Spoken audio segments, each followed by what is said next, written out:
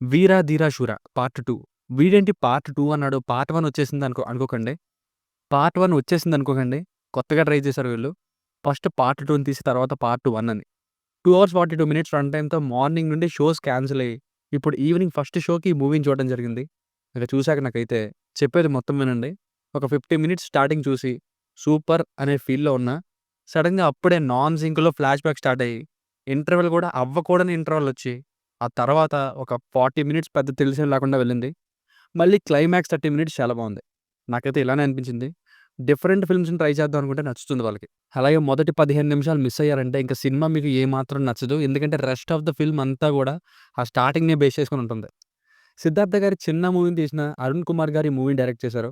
Movie అయితే routine అయితే కాదు. 'కార్తీ' గారి 'ఖైదీలాగా' ఓవర్ నైట్‌లో అయిపోయే సినిమా అయితే. One of its kind ఫిల్మ్‌నే.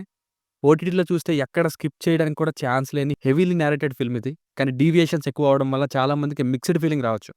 నాకైతే రొటీన్‌కి భిన్నంగా ఉండడం వల్ల కొత్తగా మంచి క్యారెక్టర్స్‌తో ఒకసారి చూడడానికి బానే ఉందనిపించింది. కానీ చాలా మందికి ఈ కొత్త అటెంప్ట్ నచ్చకపోవచ్చు.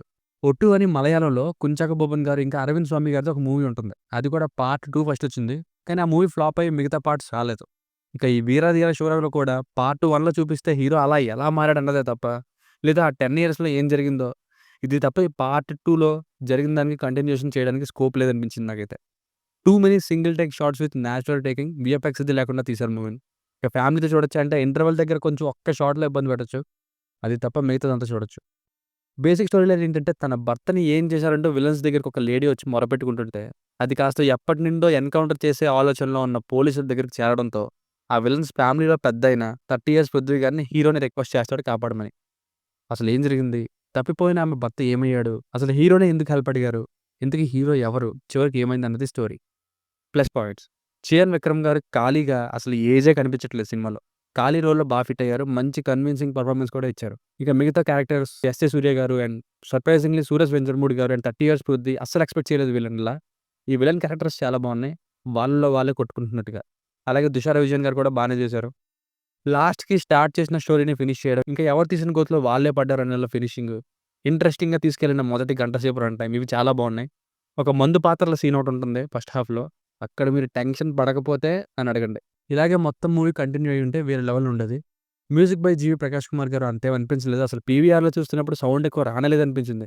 చాలా సీన్స్‌లో అసలు టెన్షన్ పుట్టనే లేదు. అంటే దానికి మ్యూజిక్ కూడా ఒక కారణమే. సినిమాటోగ్రఫీ బానే ఉంది. సింగిల్ టేక్ షాట్స్ ఎక్కువ నేచురల్‌గానే ఉంది. Minus points. చెప్పానుగా డీవియేషన్. సినిమా స్టార్ట్ అయ్యేది ఒక స్టోరీతో అయితే, కాసేపటికి అది పక్కకు పోయి హీరో అండ్ విలన్స్ గేమ్‌లా మారి, లాస్ట్‌కి మళ్ళీ స్టార్టింగ్‌లో జరిగిన పాయింట్‌ని టచ్ చేసేసరికి, ఓహో! ఇదొకటి ఉంది కదా! అని అప్పుడు గుర్తొచ్చింది లాస్ట్‌లో. ఇంటర్వల్ కూడా అదసలు ఇంటర్వల్ పడాల్సిన ప్లేస్‌మెంట్‌నే కాదు. అది కూడా ఈ సినిమాకి. ఆ టైంలో అసలు ఆ హీరోయిజం ఫ్లాష్‌బ్యాక్ అంతసేపు ఎందుకు? కొన్ని లాజిక్స్ లైక్ ఇంకా విలన్ దాక్కోవాలంటే అక్కడే దాక్కోవాలా? ఊరొదిలి వెళ్ళిపోవచ్చుగా, ఏదో ఒక దారిలో అని అనిపించింది. లాస్ట్‌లో ఫ్యామిలీ మొత్తం వచ్చేయాలా? అంత చేస్తున్న హీరోకి ఏమి కాకపోవడం, ఇలాంటి లిబర్టీస్ కానీ కన్సిడర్ చేయాలేమో. సో, ఫైనల్‌గా మూవీకి వర్డిక్ట్ ఏంటంటే కొత్తగానే ఉంది. కానీ డీవియేట్ చేస్తూ ఉంటుంది. లైక్ ఈ ఫ్లోలో వెళ్తుంటే మళ్ళీ అదేదో తీసుకొస్తారేంటనేలా. కానీ ఓవరాల్‌గా అయితే స్టార్టింగ్ 50 మినిట్స్ చాలా ఎంగేజింగ్‌గా ఉంది. లాస్ట్ 30 మినిట్స్ కూడా బావుంది. ఇక మిగతాది ఈ మధ్యలో పోర్షన్స్ ఏవైతే ఉన్నాయో అదంతా కొందరికి నచ్చొచ్చు, కొందరికి నచ్చకపోవచ్చు.